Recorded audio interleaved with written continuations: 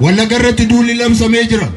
Obbolaan keessan akkuma kaleessa isa akka sirna wayyaanee akkuma sirna dargii sanaan olitti har'allee guyyaa guyyaatti ajjeefamaa jiru. Kanaaf waan gochuun nurra jiru amma guutummaatti Oromiyaa keessatti filannoon gaggeeffamuu danda'utti eenyu keenyallee filannoodhaaf qophaa'aa ta'uu hin dandeenyu.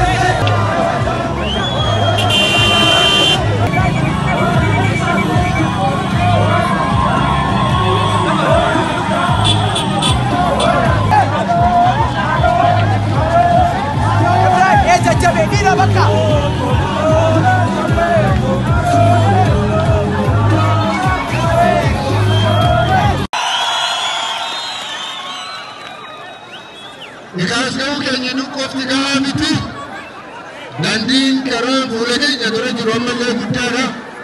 Qabsoon nu eeggatu ammallee guddaadha. Abbaa biyya keenya guutummaatti ta'uudhaaf, abbaa mirga keenya guutummaatti ta'uudhaaf qabsoon fuula keenya dura ammallee guddaadha.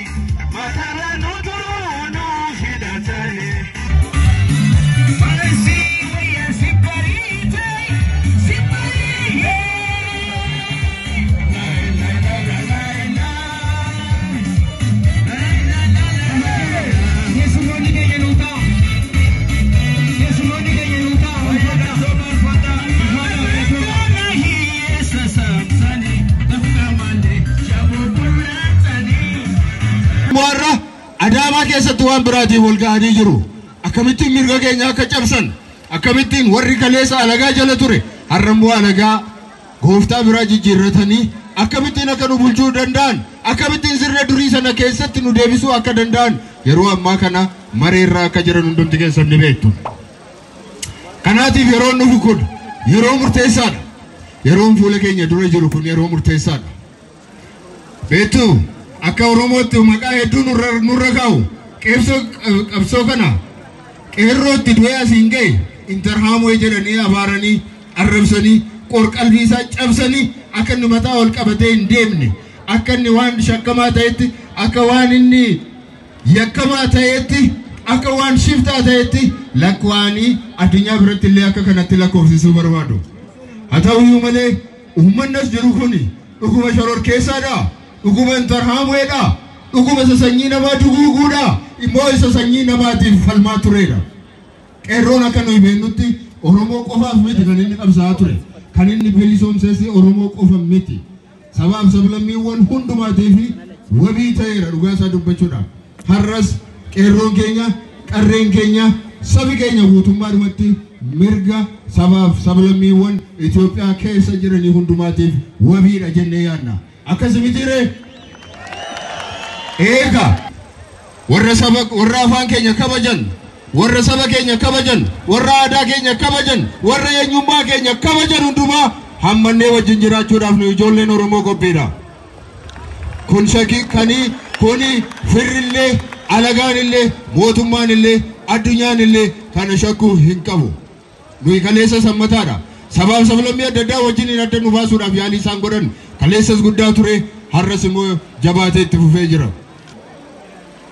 Uummata keenya har'a akkuma isin argitan bifa kanaan asitti wal agarree waliin dubbachaa jirra. Garuu yoo xiqqaate godina 8 yookaan godina 9 keessatti Oromiyaa godina 20 qabdu keessaati godina 8 yookaan godinni 9 akka kanatti wal gahanii waliin haasa'uu miti. 3 ta'anii 4 ta'anii wal faana deemuun walii wajjiniin haasa'uun dadhabamee jira. Wallagga irratti duulli labsamee jira.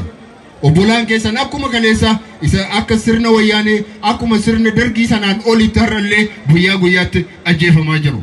Mana isaanii keessatti du'aa jiru.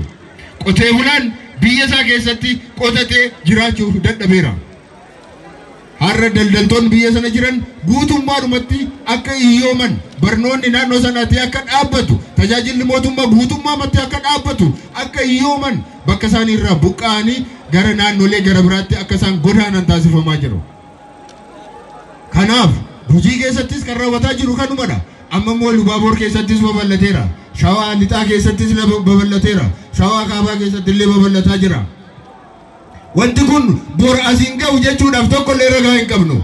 Bor asiin dhufu jechuun akkuma sangoota warra sadii sanii tokko adii tokko gurraacha tokko diimaa jedhanii akkamittiin adda baasanii akka nyaatan sheekoo Oromoo keessaatii ni beekna. Akkatti waraabessi nyaate jechuudha. Akkatti warra bineensi nyaate. Har'a Wallaggaa nyaachaa jira. Har'a Gujii nyaachaa jira. Bor immoo iddoo kan akka inni nyaatu kun beekamaadha. Kanaaf walii hirmachuun, walii dubbachuun haga command postiin iddoo sana ka'utti qabsoon keenya itti fufuunsa dirqama ta'a jechuudha. Kanaatiif tokkummaa Oromoo waan ittiin diigan keessaatii tokko Oromoo isa tokko ofitti qabanii isa biraa immoo ofirraatii qabanii qoba qobaatti tokko tokkoon rukutanii tokko tokkoon ajjeesanii tokko tokkoon dokumentari fiilmii irratti hojjetanii tokko tokkoon olola irratti geggeessanii tokko tokkoon kana sana jedhanii maqaa kennanii fi tokko tokkoon afaan kaawwachaa deemuudha, ajjeesaa deemuudha. Kanaatiif utuu kana hin ta'in akkuma kaleessa jijjiirama kana fiduudhaaf wal bira dhaabbannee boolluma tokkotti akkuma awwaalamne akkuma sana har'allee wal bira dhaabbachuun kanumadha. Filannoo fuula keenya dura jiruutiif uummata kana addaan baasanii filannoodhaaf dhiyeessuudhaaf karooratu jira. Gar tokkoon akka uummanni hin filanne bakka tasuma dhibbatti iddoo itti abdii kutatan irraa hokkarri akka inni itti fufu godhanii filannoon bakka sanatti akka hin geggeeffamne gochuudha. Bakka filannoon geggeeffamuu danda'uttis hin filatamu jennee hin yaadnu. Garuu kun tarsiimoo isaaniiti. Kanaaf waan gochuun nurra jiru amma guutummaatti Oromiyaa keessatti filannoon geggeeffamuu danda'utti eenyu keenya illee filannoodhaaf qophaa'aa ta'uu hin dandeenyu. Oromoon tokkodha. Loo yoomillee Oromoon gar tokko filatee gar tokko hin filatin ta'uu hafuu hin danda'u. Wal bira dhaabbanna, waliin duuna, waliin jiraanna, gar tokko bilisoomee gar tokko gabrummaa keessa taa'uu hin danda'u. Kanaaf obboloota keessan bira dhaabbadhaa.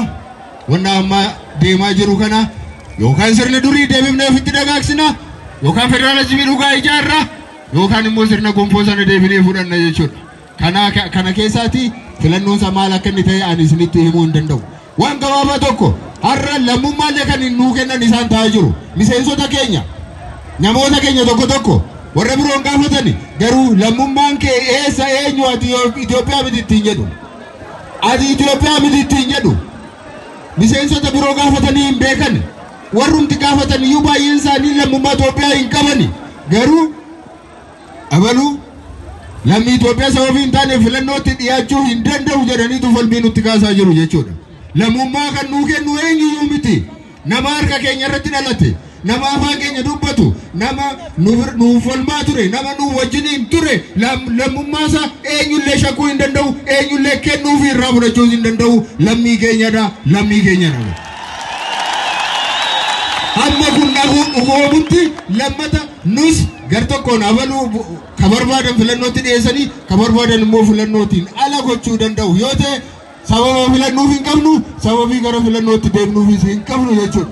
Kana ammallee beekuun barbaachisaadha. Nuyi lammii keenya hin beekna nama nuyi lammii keenya illee dhiyeeffanne lammii keenya ta'uu isaa fudhachuun dirqama jechuudha.